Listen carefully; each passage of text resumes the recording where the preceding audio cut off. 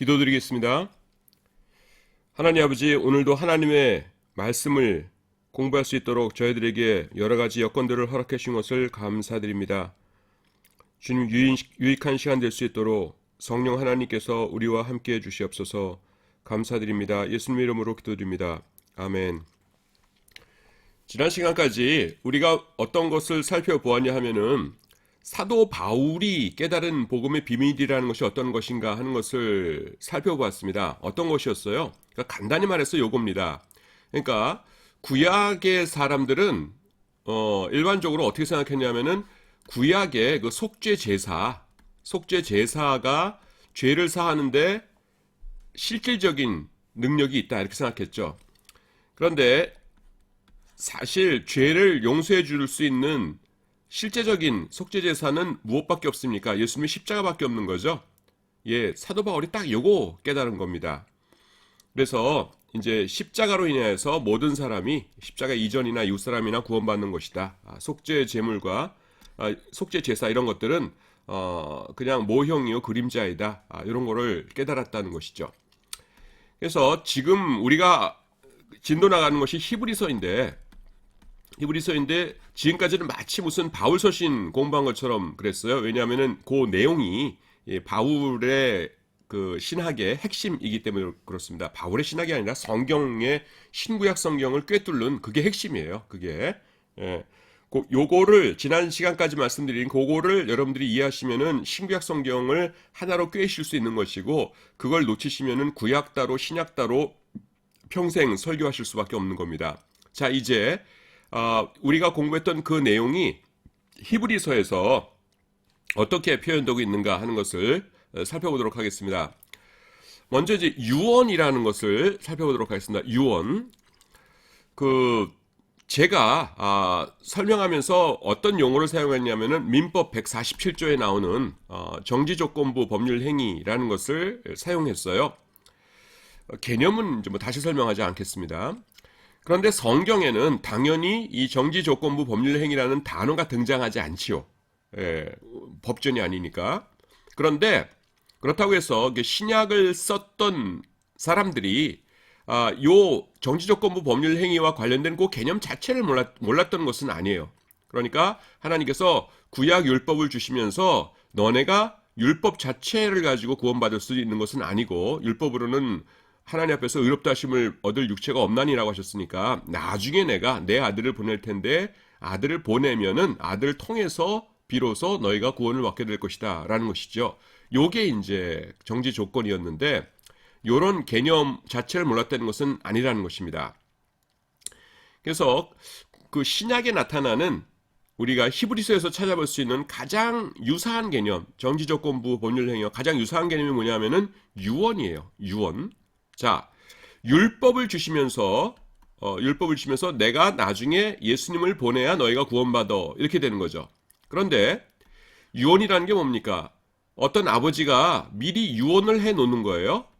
유언을 하면서 큰아들에게는 내가 뭘 물려주고 큰딸에게는 뭘 물려주고 하면서 이렇게 유언을 했는데, 그 유언이 유언장 자체는 지금 뭐예요? 그거는 적법한 유언장이죠. 그래서 잘 보관해놔요. 그런데 실제로 아들, 딸들에게 그 유언이 적용돼서 뭐 재산을 나눠주고 하는 건 언제입니까? 아버지가 죽어야 하는 거죠.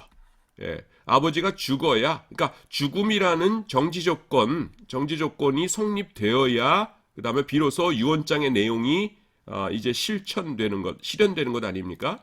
그러니까 예수님이 오셔야 그 하나님께서 율법을 주실 때 의도하셨던 그 믿는 자들의 구원이 이루어지는 것이나, 그 유언한 자가 죽어야 그 실제적으로 그 효력이 이루어지는 것이나, 그게 비슷하잖아요. 같죠, 사실. 그래서 성경에서 유언이라는 것이 나와요. 이 유언이 다른 데는 안 나오다가 복음을 설명하면서 히브리서에만 등장하거든요. 그래서 이거 뭐야 하면서 우리가 희한한 거다 이러고 지나갈 수가 있는데, 히브리서에 등장하는 이유가 바로 지금 구약과 신약과의 관계를 설명해 주는 책이기 때문에 그렇습니다. 어디 나오냐면은 9장이에요. 9장에 보시면은 이로 말미암아 그는 새 언약의 중보자이시니, 새 언약이라는 게 뭐예요? 십자가 언약이죠. 중보자이시니 그는 누구예요? 당연히 예수님이시고요. 이는 요거 중요해요. 이는 왜냐하면 새 언약, 십자가 언약 왜 세우셨냐는 것이에요. 왜냐하면은 이는 첫 언약 때의 범한 죄에서 속량하려고 라고 말씀합니다. 무지하게 중요한 말씀이에요. 자, 목사님들이 보통 어떻게 대답하신다고 그랬어요? 구약에 있는 성도들은 어떻게 구원받았나요? 그러면은 구약의 성도들은 실 메시아를 믿어서 구원받았고 신약의 성도들은 이미 신 메시아를 믿어서 구원받았다. 이렇게 대답한다고 했잖아요. 근데 거기에 대해서 그러면 증거 구절이 뭐예요? 라고 했을 때 여러분들께서 제가 지난주에 설명해 드린 거를 일일이 이제 설명하셔도 좋지만은 그냥 성경 펼쳐서 한 구절 딱 보여준다라고 하면은 요거 보여주시면 돼요. 히브리서 9장 15절입니다. 이로 말미암아 그는 예수님께서 새 언약의 중보자시니 십자가 언약을 맺으신 분이죠. 이는 그거 왜 하셨냐면은 십자가 왜 하셨냐면은 첫 언약이 뭐예요? 구약의 율법 언약이죠. 첫 언약 때의 범한 죄, 구약의 백성들이 첫 언약 때의 범한 죄에서 속량하라고. 첫 언약 때의 범한 죄는 신약의 저와 여러분 같은 신약 백성들이 범한 죄가 아니에요. 우린 지금 첫 언약하고는 거리가 있는 사람들이죠. 왜냐하면은 새 언약에 속한 사람들이니까. 첫 언약 때의 범한 죄에서 속량하라고 주구사. 그 다음에 부르심을 입은 자로 하여금 구약 시대 때 하나님께서 아브라함 부르시고 이삭, 야곱, 다윗 왕 다 부르셨잖아요. 이들로 하여금 영원한 기업의 약속, 천국이죠. 약속을 얻게 하려 하십니다. 예수님 때문에 그들의 구원이 확정되었다라는 것입니다. 그 다음에 이걸 나타내면서 뭐라고 하냐면은 구약에 있는 성도들이 영원한 기업의 약속을 얻게 하려고 하셨는데 그걸 다시 설명하면서 뭐냐면은 유언 나오죠. 유언한 자가 죽어야 되나니 유언은 그 사람이 죽은 후에야 유효한즉 유언한 자가 살아있을 동안에는 효력이 없느니라. 지금 유언이 뭐예요? 예수님의 십자가죠. 그러니까 그 예수님의 죽음 이후에야 유효하고 그 다음에는 예수님께서 아직 십자가에서 피를 흘리시기 전까지는 뭐예요? 효력이 없었다. 율법의 그 첫 언약이라는 것이 죄를 사하는 그 효력은 나타내지 못했다라는 것입니다. 여러분, 제가 이렇게 설명할 때 어떻습니까? 이렇게 좀 이게 그렇구나 하면서 평소에 이렇게 막 읽으실 적에는 그냥 휘리릭 지나갔던 것들이 하나 꿈틀꿈틀 의미를 갖고 막 올라오니까 기분 좋지 않으십니까? 예, 하여간 저는 그랬어요. 예, 그래서 자. 히브리서의 기록 배경입니다. 이거는 내가 설명했을 것 같기도 한데 하여튼 그 책에 이렇게 나오니까 다시 한번 설명을 드릴게요. 아마 히브리서 앞에 시작하면서 제가 대충 설명을 했었을 것 같아요. 다시 책으로 설명합니다. 자, 요렇게 제가 그림을 그렸던 것 같은데요. 요게 이제 유대인들의 회당이에요. 회당 다니는 유대인들이고 여기 이제 교회입니다. 교회는 이방인들도 있고 유대인들도 있죠. 근데 요거는 지워야겠네요. 그러니까 지금 요거가 유대인들이에요. 교회 다니는 유대인들. 자, 그런데요. 이 사람들한테 이 교회에 안 다니는 유대인들이 엄청나게 핍박을 한 거예요. 경제적으로도 타격이 컸고 거래를 전혀 안 했으니까. 그리고 짱돌 날라들고 실제로 생명의 위협이 있고 그랬죠. 그러니까 이 사람들 중에서 교회를 떠나려고 했어요. 근데 그 사람들의 논리가 뭐였냐면은 우리 조상 아브라함, 모세, 다윗 이분들이 예수님 믿었는가? 아니다. 그런데 그들이 구원받지 못했는가? 아니다. 분명히 구원받았을 거다. 그런데 그들이 어떻게 구원받았는가? 예수님 몰랐을 때니까 구약이 제시하는 신앙생활 열심히 해서 구원받은 것이다. 그렇다면 그들이 그렇게 해서 구원받았다면은 우리들도 마찬가지 아닌가? 우리 유대인들은 예수님을 믿지 않아도 조상들처럼 구원을 받을 수 있는 것 아니겠는가?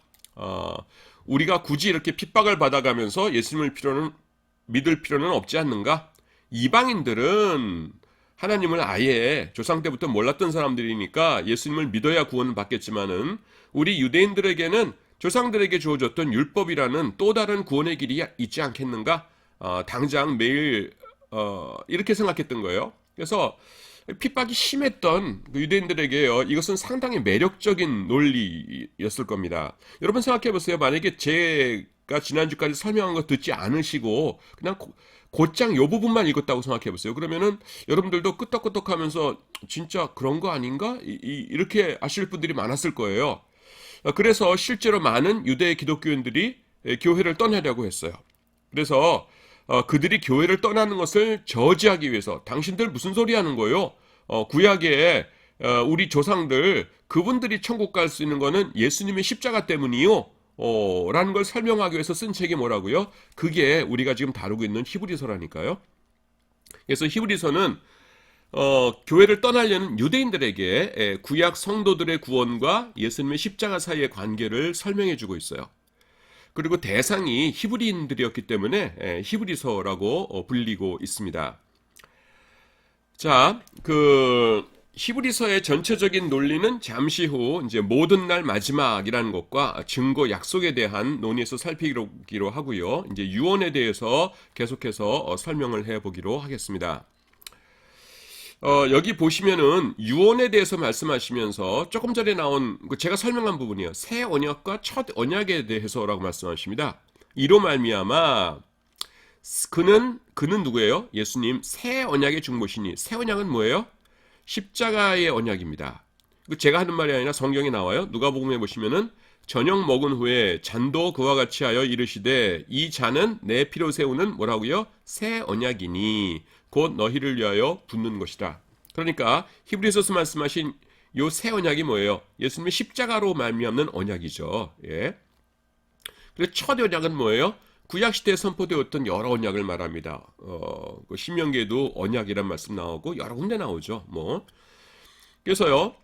9장 15절 말씀은 아까 조금 전에 말씀드린 건 반복입니다만은 그 첫 언약 때의 범한 죄에서 속량하시는 것이 무엇 때문이라고요? 예수님의 죽음 때문에 이 새 언약 때문에 그들이 구원받는다라고 하는 것이에요.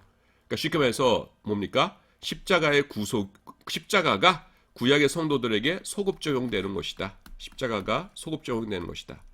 이게 좀 이야기 복잡해요 하시는 분들은 제가 그 지난주에 설명 드렸던 것 같아요. 그거 생각하시면 돼요. 속죄 제사라는 건 뭐예요? 항상 죄 짓고 그 다음에 드리는 거죠. 그렇죠? 속죄 제사는 그 이전에 지었던 죄를 용서함 받기 위해서 항상 드리는 것이에요. 제사장에게 양 끌고 가서 속죄 제사 드리러 왔습니다. 왜 그러시는가요? 내일이나 모레쯤 제가 아무래도 죄를 하나 지을 것 같아서요. 미리 드리려고요. 이런 건 없었죠. 그러니까 오히려 예수님의 십자가로 말미암아서 구약에 있는 성도들이 죄 용서함 받았다. 이거가 훨씬 더 사실은 십자가가 속죄 제사라는 것만 이해하면은 이해하기 쉬운 거예요. 십자가 이후에 믿는 사람들이 십자가의 덕을 본다. 이게 오히려 어려운 거죠. 예, 그래서 새 언약이라고 하신 것이죠. 별도의 언약이 필요하다. 이것은 그러니까. 그래서 이거가 너무 단순한 거기 때문에요. 예수님이 속죄 제사 제물이십니다라는 걸 말하면은 자동적으로 그 당시에 초대교회의 모든 사람들은 구약에 있는 성도들이 그래서 예수님의 십자가 때문에 용서함 받았구나 자동적으로 알아들었어요. 그래서 성경에 그렇게 언급이 많이 안 나오는 겁니다. 왜냐하면은 너무나 당연한 거기 때문에 그런 것이에요. 자, 유언에 대해서 계속 조금 전에 제가 구두로 강의가 당연히 구두입니다만 설명드렸던 것인데 그걸 이렇게 풀어놨어요. 요 말씀인데요. 여기 유언은 유언한 자가 죽어야 되나니 이렇게 나타나는데 그걸 이렇게 조각조각 좀 나눠서 살펴봅니다. 유언은 유언한 자가 죽어야 효력이 나타나요. 여기서 유언한 자의 죽음이란 뭐예요? 예수님의 죽음이죠. 그렇죠? 그 다음에 유언한 자가 살아있는 동안에는 유언의 효력이 없느니라. 이건 뭐예요? 정지 조건이 성취되기 전까지는 효력이 나타나지 않는다는 거죠. 그러니까 예수님의 십자가가 완성되기 전에는 구약 성도들의 구원이 완성됐다고요? 완성되지 못했다고요? 완성되지 못했다는 거예요. 구약 성도들이요. 예수님의 십자가 없었으면 구원 못 받습니다. 여러분 천국은 어떤 곳이에요? 천국. 제가 계속 쓰는 것이 여러분들 흥미를 좀 도두다? 도두기 위해서 이렇게 쓰는 건데, 아우, 정신사나워요. 뭐, 그러실 수도 있을지 모르겠는데, 하여튼 제 의도는 좋은 거예요. 예, 천국은 어떤 곳이냐면은, 하나님 계신 곳이죠. 하나님 계신 곳에는요, 죄가 있는 사람은 못 들어가요. 근데 우리는 죄인이죠. 그러니까 어떻게 해야 들어가요? 죄를 씻어야 들어가요. 그런데 죄를 씻는 방법은 뭐예요? 예수 그리스도의 십자가의 보혈, 그것만이 우리의 죄를 씻을 수 있는 유일한 방법이에요. 그런데 십자가의 보혈이 구약시대 때 아직 흘렀어요? 안 흘렀어요? 아직 안 흘렀죠. 그러니까 구약에 있는 성도들은 하나님을 믿음으로 오늘날 개념으로 말하면 예약 정도 해놓은 거예요. 천국 예약. 하지만 하나님 일시라 할지라도 그들에게 확정적으로 너네 천국 간다라는 말씀은 못 하시는 겁니다. 왜냐하면 십자가의 피가 아직 안 흘렀으니까. 논리적으로 그렇다는 것이에요. 지금 그 얘기입니다. 근데 이제 예수님이 죽으셨죠? 정지 조건이 성취되었죠? 그러니까 어떻게 됐어요? 와, 신난다 하면서 구약에 있는 성도들의 구원이 완성된 겁니다. 그래서 구약의 성도들이 속량하심을 얻었어요. 예. 그래서 여러분, 나중에 이제 살펴볼 구절입니다만은 히브리서 11장에 보시면은 믿음의 사람들이, 구약의 믿음의 선진들이 뭐라고 했어요? 그들이 믿음의 눈으로 멀리 그 약속이 성취될 것을 멀리서 바라보면서 미리 기뻐했다 이러죠. 그러니까 예수 그리스도의 십자가의 속죄 제사가 완성될 것을 멀리서 바라보면서 미리 기뻐했다 이렇게 말하잖아요. 왜냐하면 그것이 완성되지 않으면 자기들 천국 못 가는 거예요. 예. 그래서 지금 요거를 말씀을 드렸습니다. 유언이라는 것. 그 다음에 이제 비밀이라는 것이, 이제 제 책은 뭐 히브리서만을 위한 책이 아니기 때문에 비밀이라는 것이 나오는데, 요거는 히브리서에는 안 나오고 바오서 신에 나오는 건데, 간단하게만 설명할게요. 뭐 다 읽지는 않고. 이게 뭐냐면은 십자가가 나타나기까지 예수님의 십자가가 뭡니까? 비밀이었죠. 비밀이란 큰 이유 중에 하나가 뭐였어요? 사탄 마귀가 모르도록 하는 것이 비밀이었어요. 그리고 사도 바울도 몰랐죠. 그러다가 사도 바울은 어떻게 생각했어요? 다른 유대인들과 마찬가지로 그냥 양이나 소를 잡아서 드리는 속죄 제사, 이거로 죄 용서하면 충분하다고 생각했죠. 근데 이건 뭐예요? 나중에 알고 보니까 모형이요, 그림자. 제 표현으로 말하자면 소꿉장난이었고, 예수님의 십자가가 실제적으로 유일한 속죄 제사였죠. 이것을 깨달은 다음에 뭐라고 했냐면은, 내가 이건 비밀을 깨달았다 이렇게 얘기하죠. 사도 바울이 구약 성경을 줄줄 외우는 사람이었지만은 그 학식이 십자가의 비밀을 알게 하는 것이 아니죠. 하나님께서 그 다메섹 도상에서 만나 주시고 그 다음에는 그로 깨닫게 하신 것이죠. 그래서 비밀을 깨달았다 이렇게 얘기해요. 그래서 바울 서신에 보시면은 미스테리온이라는 단어, 사도 바울이 제가 알기로는 복음에 대해서 서신서에서 설명할 때는 항상 나오는 것 같아요. 하여튼 입을 열어 복음의 비밀을 담대히, 그 다음에 이 비밀은 감추었던 것인데 하면서 비밀하면서 비밀이라는 단어를 굉장히 많이 사용합니다. 그래서 제가 그거 이렇게 쭉 설명했으니까 이거는 이제 뭐 바울 서신에 대한 것이니까 제가 지금 설명을 하는 건 적절치 않다고 보고요. 그냥 책을 읽으시기 바랍니다. 그 다음에 나오는 것이 이제 다시 히브리서를 보시면은 모든 날 마지막 혹은 세상 끝이라는 표현입니다. 이것은 히브리서에 등장하는데요. 어디 나오냐면은 여기 등장해요. 1장 2절에 보시면은 이 모든 날 마지막에는, 그 다음에 9장 26절에는 이제 자기를 단번에 제물로 드려 죄를 없이 하시려고 세상 끝에 나타나셨느니라 이렇게 말씀해요.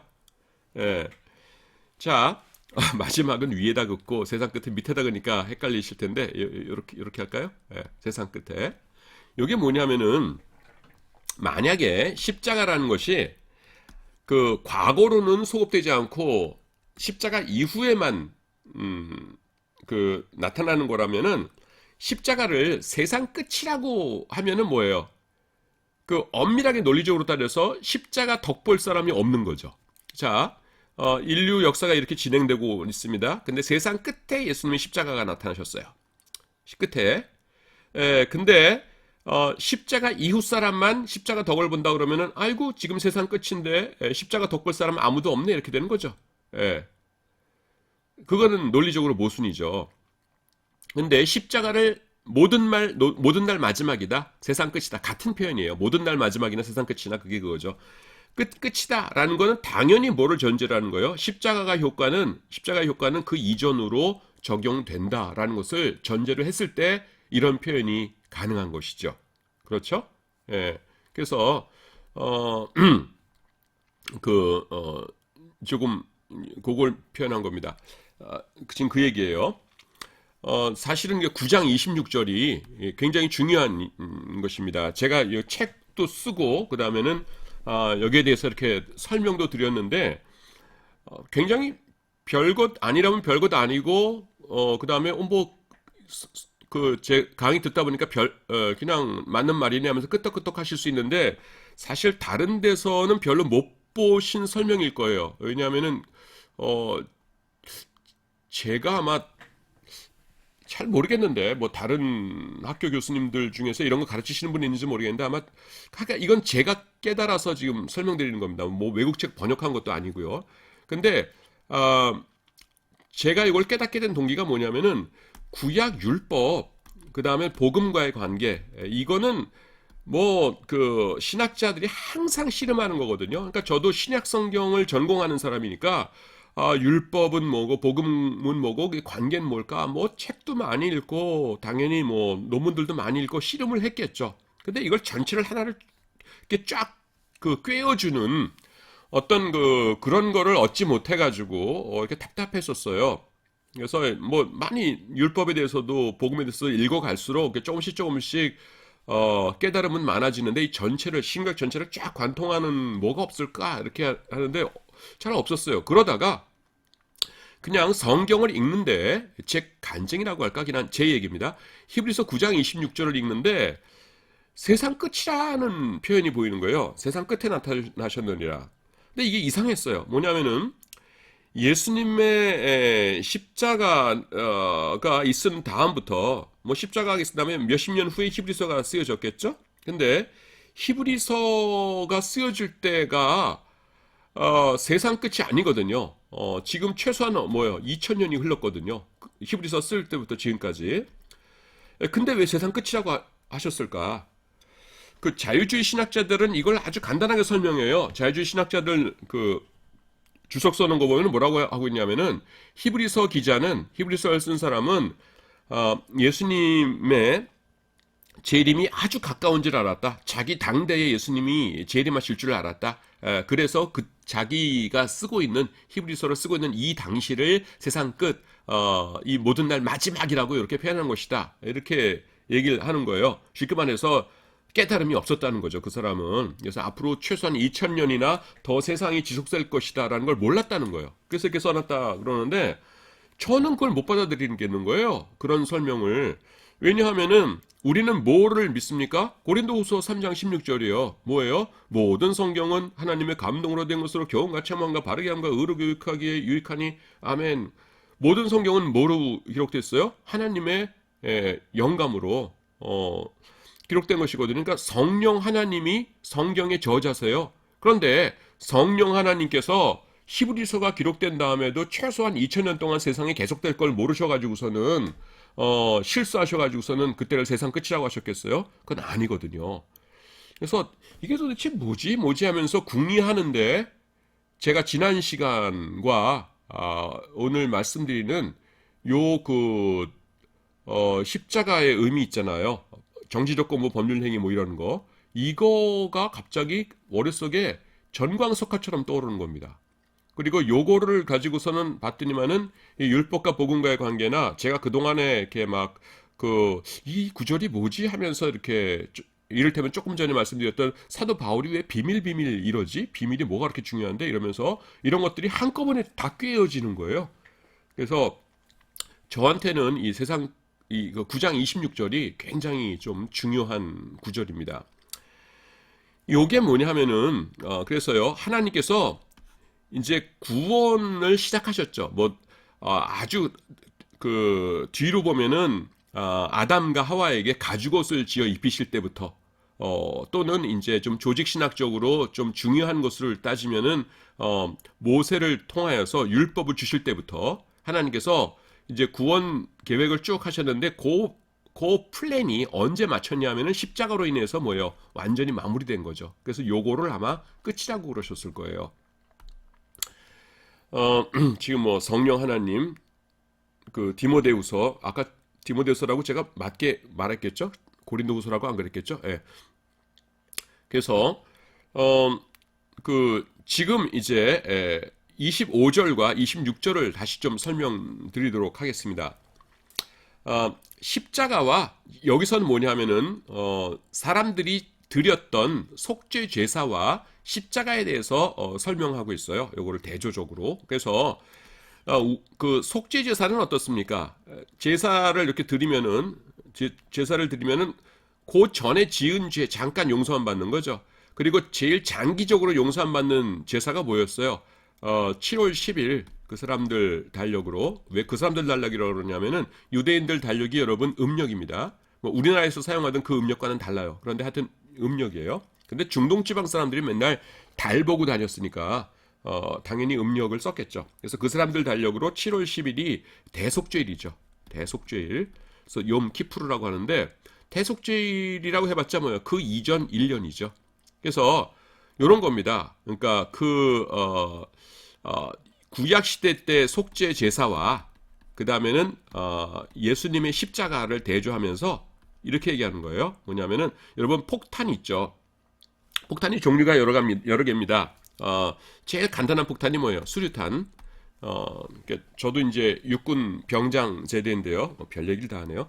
근데 이제 제일 간단한 것이 이제 수류탄. 그거보다 좀 파괴력이 센 게 뭡니까? 박격포죠.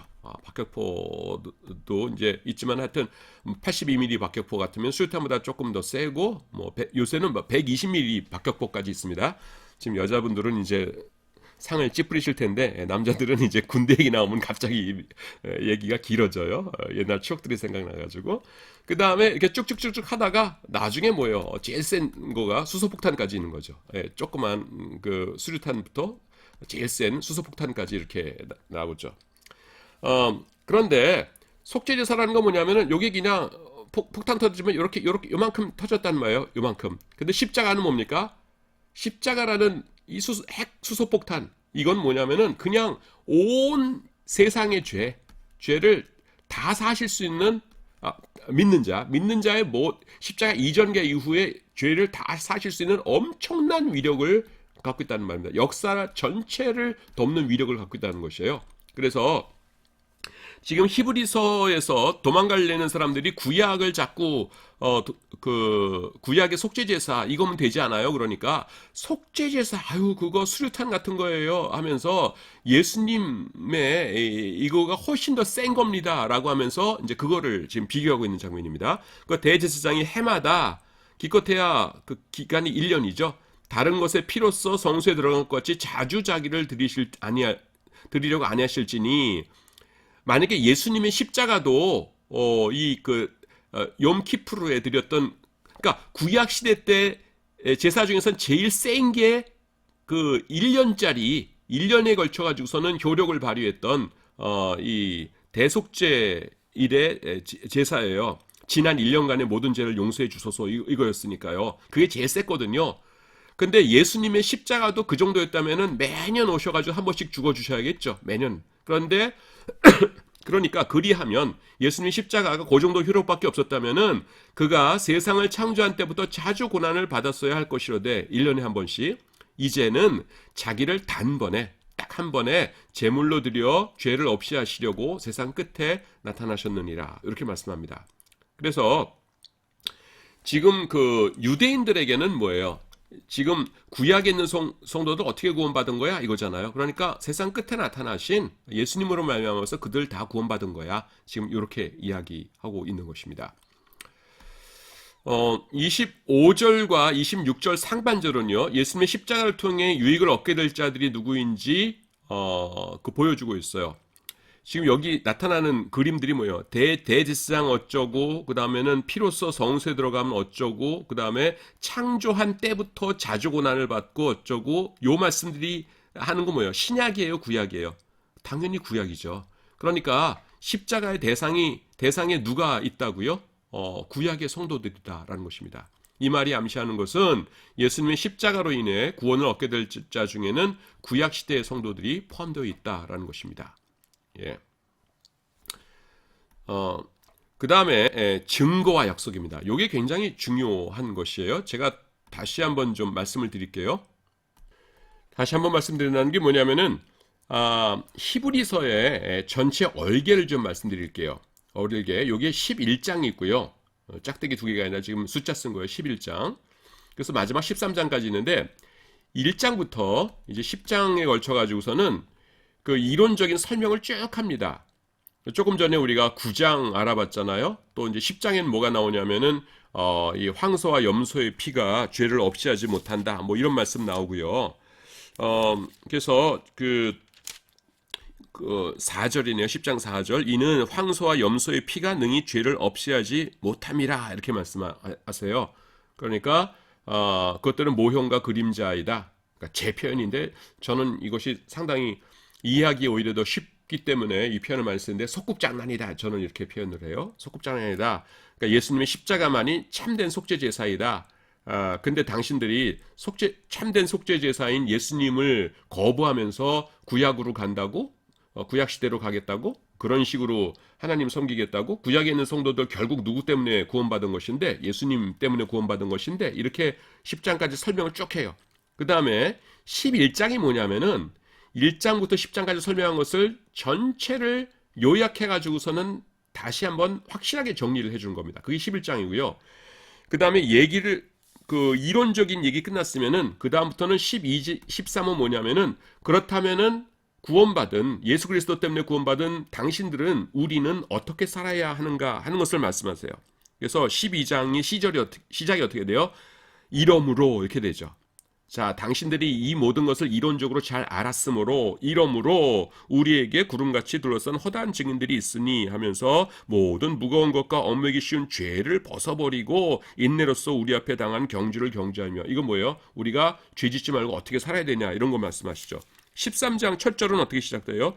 형제 사랑하기를 계속하고 손님 대접하기를 잊지 말라. 이러면서 뭐예요? 어떻게 살아야 하는가는 이제 실천을 12장 13절에서 말씀하고 있습니다. 이건 지금 제가 언급 안 하겠지만은 로마서도 같은 패턴이에요. 그러니까 그 이신칭에다 쭉 설명한 다음에 로마서도 뒷부분에 가가지고서는 이제 실천 어떻게 할 것인가 이렇게 하면서 나가고 있죠. 그래서 저는 개인적으로 이제 히브리서의 기자가 바울이라고 생각하는 그런 입장인데 이 패턴도 똑같아요. 요것도 제가 강의하면서 이게 손을 막 지금 설명하면서 하는데 손은 여러분들 안 보이시죠? 그래서 좀 안타까워요. 빨리 대면 강의 좀 했으면 좋겠어요. 자, 그래서 이제 11장이 전체의 이제 요약이다라는 말씀드리는데, 그래서 그 11장을 우리가 좀 살펴보도록 하겠습니다. 핵심 용어가 뭐냐면은 증거와 약속이에요. 그래서 증거와 약속이라는 두 용어를요, 이 대조적인 것으로 이렇게 보여주고 있습니다. 이 히브리서에서 말하는 이 증거라는 건 뭐냐면은, 구원이 아직 확실하지 않은 상태에서, 다시 말해서 구약 상태에서, 구약 시대 상태에서 믿는 자들에게 주어지는 좀 어렴풋한 어떤 것을 증거라고 표현하고 있고요.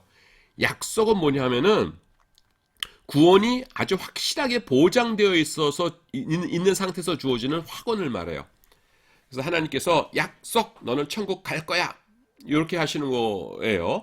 그러고 증거는 약속까지는 못 해주지만은 내가 이제 이렇게 너를 구원해 줄 거라는 건 너도 알지 하는 그냥 요 정도입니다. 근데 히브리서 11장에 보시면은 구약의 성도들은 처음에는요 불확실한 증거를 받았지만은 예수님의 십자가가 성취됨으로써 약속을 받게 되었어요. 요 전개가 이렇게 쭉 나갑니다. 그래서 일단 증거와 약속의 개념을 좀 우리가 넣어둬야 되기 때문에 제가 그냥 우스꽝스럽긴 하지만은 현실적인 예를 하나 들었어요. 어떤 남녀가요 서로 사랑을 합니다. 꾸벅꾸벅 졸던 분들 갑자기 깨시는 것 같은데. 그래서 그 여자는요 남자가 어서 청혼을 해주기를 바라고 있어요. 그래서 근데 그 남자가 그 여자를 자기를 사랑하고 자신과 결혼을 하고 싶어 한다는 증거는 차고 넘쳐요. 만날 때마다 아무개야 사랑해 이렇게 늘 고백을 하고요. 오빠 핸드폰 줘봐 뭐 패턴 풀어봐 한 다음에 이 갤러리라고 그러나 뭐라 그러죠? 그 거기 이렇게 가보면은 사진 온통 그 자기하고 찍은 사진만 있고 다른 여자는 아무도 없어요. 또 너네 부모님 그 외할머니 외할아버지 친할머니 친아버지 저거 생일 좀 알려줘봐. 근데 자기도 모르거든요. 그래가지고 막 알아봐가지고 알려줬더니 외할머니한테 전화가 왔어요. 얘 아무개가 누구니? 외할머니 내 생일이라고 뭐 선물 보내줬다 이러는 거예요. 그러니까 뭐예요?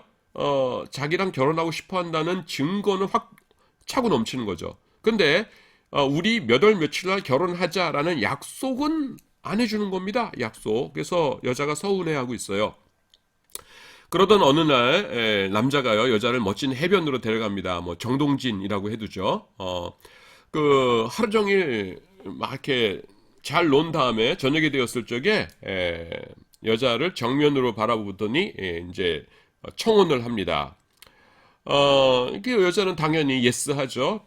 그 다음에 이상한 거예요. 오빠 왜 지금까지는 청혼 안 했어? 이렇게 물어봅니다. 그러자 남자가 뭐라고 그랬냐면은 너는 너무나 귀한 내 사람이기 때문에 네가 맛있는 거 먹고 싶어 하면은 사줘야 되고 예쁜 옷 입고 싶어 하면 사줘야 되고 좋은데 여행 가고 싶어 하면은 데려가주고 그래야 되는데 내가 아직 그 변변한 직장이 없었다. 근데 며칠 전에야 이제 안정된 직장을 얻게 되었고, 그래서 당당하게 너를 이렇게 행복하게 해줄 것 같은 그런 확신이 들었다. 그래서 이제야 청혼할 용기를 얻게 되었다. 이렇게 하는 거예요. 그래서 두 사람은요 결혼을 하기로 약속을 했어요.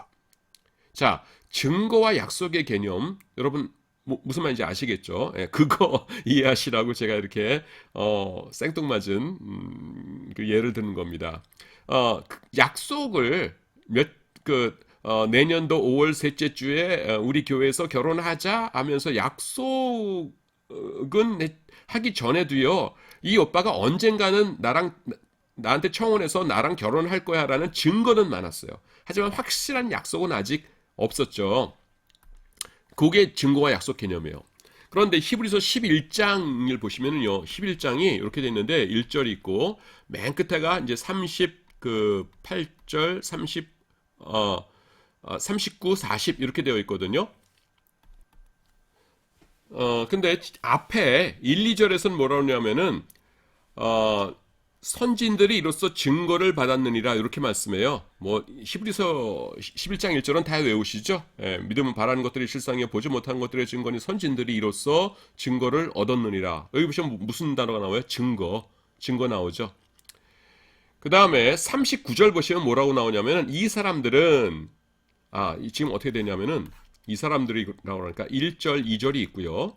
그 다음에 39, 40절이 있는데 이 중간은 뭐냐면은 믿음으로 이삭은 믿음으로 아벨은 믿음으로 누구는 하면서 믿음의 선진들이 제가 세보니까 30몇 명쯤 나와요. 이렇게 쭉 그 믿음의 사람들 구약에 있는 사람들 가운데서 지옥 갔을 리가 전혀 없는 확실하게 구원받은 것이 틀림없는 그 사람들이 쫙 나옵니다.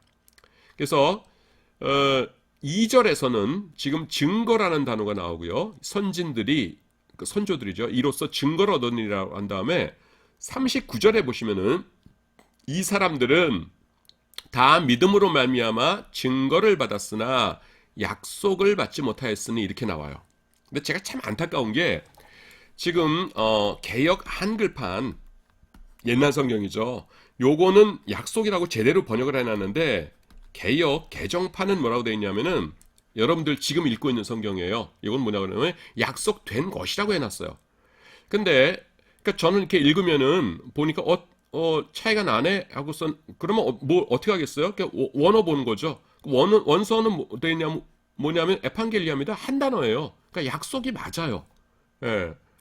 근데 이거를 이제 번역하시는 분이, 한글로 번역하시는 분이, 이제 저는 지금 이제 증거와 약속의 차이를 가지고 히브리서의 굉장히 중요한 개념이다 하면서 설명드리는데, 이런 설명을 모르시는 분인 거예요. 그래서 모르면은 그냥 직역을 하셔야 되는데, 나름대로 해석을 하셔가지고서는 아브라함에게도 약속을 주셨으니까 여기서는 예수님을 뜻하는 것일 거야, 약속된 것, 이렇게 해가지고서는 해석을 해놓으셨어요, 의역을. 근데 이렇게 하면 안 되죠. 그러니까 잘 모르겠으면은 직역을 해야 되는데, 저는 죄송하지만은 조금 언짢아요. 그러니까 왜냐하면 하나님의 말씀은 사람이 이렇게 가감하면 안 되는 건데, 원어의 에판겔리아 한 단어인데 개역 한글이 차라리 낫죠. 읽기가 좀 어려워서 그렇지. 개역 한글에서는 약속했는데 지금 개역 개정에는 약속된 것 이렇게 해놨어요. 그래서 약속이 맞다는 것 말씀드립니다. 그래서 뒤에는 뭐냐면은 증거를 받았으나, 이거는 앞에 것 반복하는 거죠. 2절에서 선진들이 이로써 증거를 얻으니라고 했으니까, 그 다음에 약속을 받지 못하였느니라. 약속은 구약에 있는 성도들이 받지 못했다는 거예요. 이게 무슨 소리예요, 여러분? 아시겠죠, 여러분들? 제가 설명 안 해서 안 드려도. 그러니까 십자가가 이루어지기 전에 구약에 있는 성도들, 이 선진들은요, 증거를 받았어요. 그 다윗이 하나님께 기도하면은 힘 주시고 응답 주시고, 아브라함도 마찬가지고, 뭐 100세에 이삭을 낳고 하면서, 아, 내가 택함 받은 자로구나, 하나님께서 나를 인정하시는구나 하는, 내가 그 이제 천국 갈 것 같네 하는 그 증거들은 구약 성도들 많이 받았다는 것이에요. 하지만 이 사람들에게는 약속은 못 주어졌다는 겁니다. 왜 약속이 못 주어져요? 조금 전에 제가 설명했죠. 그 구약이, 그러니까 구원이 완성된다는 거는 뭐를 말하는 거예요? 천국 들어가야 완성되는 거죠.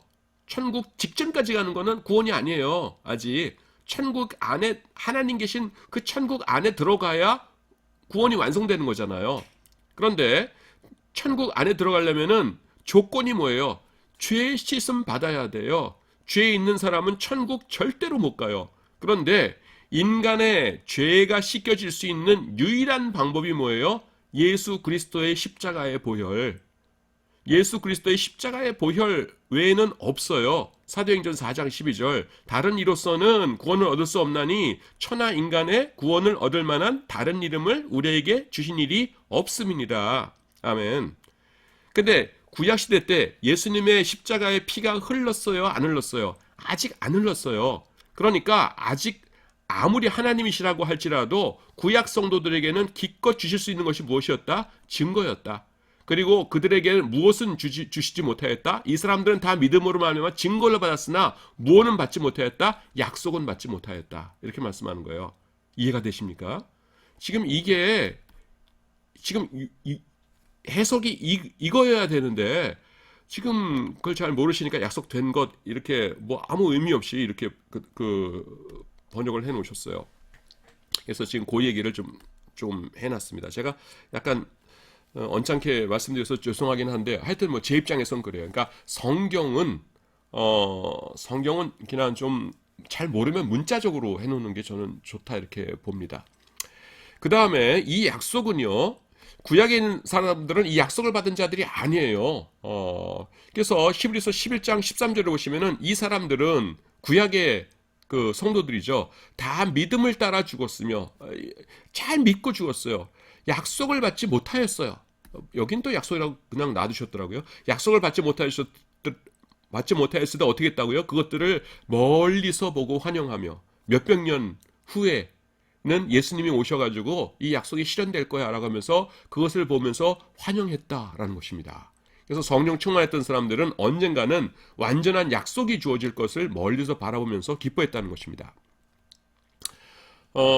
아벨 등의 구약의 의인들은요, 다 믿음을 가지고 살다가 죽었지만 그것은 완전한 것이 아니었어요. 그들에게는 약속이 필요했어요. 근데 약속은 뭐 이후에나 가능해요? 예수님의 십자가. 그렇기 때문에 그들은 뭐예요? 약속을 멀리서 보고 환영했다. 이렇게 성경이 말씀하고 있습니다. 제가 하는 말이 아니라 조금 전에 11장 13절 히브리서. 여러분, 히브리서 되게 어려운 책이었죠. 읽으면서 뭐 맨 구약 얘기만 나오는데 이게 무슨 소리야? 그러면서 가끔가다 은혜로운 말씀 나오면 그냥 이렇게 그 구절들만 딱딱 밑줄 쳐가지고서는 그냥 맨날 그거만 읽고 저도 그랬었거든요. 그런 건데 히브리서가 이렇게 중요한 책이에요. 자, 39절 봅니다. 11장 후반부는 이 논리를 더욱 명확하게 보여줘요. 17절부터 38절 그 사이죠. 구약의 여러 믿음의 사람들의 행적을 소개해요. 그 다음에 39절에서는 13절에서 했던 말을 다시 반복합니다. 이 사람들은 다 믿음으로 말미암아 증거를 받았으나 약속을 받지 못하였으니, 구약의 믿음의 선진들은 위대한 자들이에요. 하지만 그들은 겨우 증거만을 받은 자들이에요. 아직 약속은 받지 못했어요. 그렇다면 그들의 구원은 어떻게 온전해집니까? 40절이에요. 이게 11장 마지막 절입니다. 40절이 그 해답을 제시해요. 뭐냐면은 이는 하나님이 우리 밑에다가 끌게요. 우리를 위하여, 우리가 뭐예요? 교회죠, 교회. 교회. 예수 그리스도의 십자가로 말미암은 교회를 위하여 더 좋은 곳을 예비하셨은즉, 이게 뭐예요? 복음이죠. 십자가의 복음. 예비하셨은즉 우리가 아니면 똑같아요. 우리가 전하는 이 복음이 아니면 그들 구약의 성도들이죠. 구약의 성도들로 그들로 온전함을 이루지 못하게 하려 하십니다. 구약 온전함이 뭐예요? 천국 가는 거죠. 그러니까 지금 제가 중얼중얼하면서 필기한 거 그게 이 내용이에요. 그러니까 하나님께서 구약 성도들에게는 뭐만 주셨다고요? 증거만. 약속을 못 주셨어요. 십자가 이전이기 때문에. 그래서 우리를 위하여, 우리 교회를 위하여서 더 좋은 것을 예비하셨다. 이 복음이다. 십자가의 복음. 그러니까 이 십자가가 아니면은 그들 구약에 있는 성도들로 온전함, 천국에 들어가는 것을 이루지 못하게 하려 하셨다. 이렇게 말씀합니다. 그러니까 여기까지가 뭐예요? 이론 설명의 마지막이에요.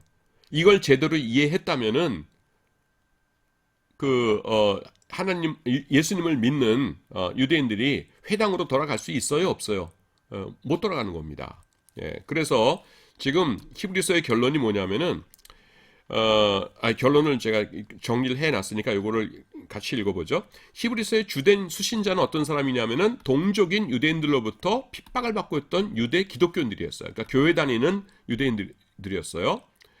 그들은 다음같이 생각하면서 교회를 떠나려고 했어요. 우리 조상들은 예수님을 믿지 않고도 구원받았다. 그러니까 우리도 이 핍박 피하기 위해서 교회를 떠나서 옛 조상들의 믿음으로 돌아가자. 우리의 구원을 위해서는 그것으로 충분하지 않겠는가. 이건 그냥 순전히 제 추측인데 히브리서 11장 중간에 나오는 구약의 그 성도들, 믿음의 선진들 이름 있죠? 그게 아마도 교회를 떠나서 회당으로 가려는 사람들이 이 사람도 그 예수님 안 믿었는데 천국 갔을 거 아니야 하면서 이렇게 쭉 나열했던, 그들이 이렇게 예를 들어서 나열했던 그 사람들일 거예요, 아마도. 그래서 그래, 맞다. 그 사람들 믿음으로 잘 살았다. 하지만 그들이 구약시대 때 받았던 것은 기껏해야 그 증거에 불과했다. 이렇게 얘기하는 겁니다. 그래서 그들의 논리에 대해서 히브리서 기자는 이렇게 답해요. 이게 뭐냐면은 11장에 나오는 결론이죠. 그렇지 않다. 그렇지 않다는 게 뭐냐면은 당신들 지금 나가서 회당 다니고 예수님 안 믿으면 구원 못 받는다 이거죠. 그 조상들, 당신들이 생각하는 그 조상들은 오직 뭐만 받았다? 증거만을 받았을 뿐이다. 예수님이 오셔서 십자가를 지신 후에야 그들에게 약속이 주어졌다. 그래서 옛 조상들의 믿음은 그 자체로 완전한 것이 아니었다. 이걸 다시 말하면 뭐예요? 양과 염소 이런 거로 드리는 속죄 제사로는 죄를 용서받을 수 없었다라는 것입니다. 그들에게도 예수님이 필요했다. 다시 말하면 뭐예요? 예수 그리스도의 십자가 때문에 그들의 죄도 용서받고 천국 가는 것이다 라는 것입니다. 그러므로 당신들은 예수님을 섬기고 있는 이 교회를 절대로 떠나서는 안 된다라는 것입니다. 예. 이것을 우리식대로 표현하자면은 이제 십자가라는 정지 조건이 성취되었는데 그것을 무시하고 정지 조건이 이루어지기 이전 상태로 돌아가서 구원을 기대한다는 것은 어리석은 일이다라고 할 수 있는 것이에요. 구약의 율법은요 결코 완전한 구원 체제가 아니었습니다. 그것은 십자가를 통해 완성되어야 할 모형이요 그림자에 불과한 것이었어요. 제 표현을 빌자면은 소꿉장난에 불과한 것이었어요.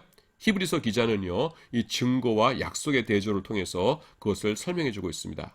그 다음에 이제 로마서 10장 4절에 해석 나오는데 요거는 지금 제 수업 시간은 지금 그 히브리서 시간이니까요.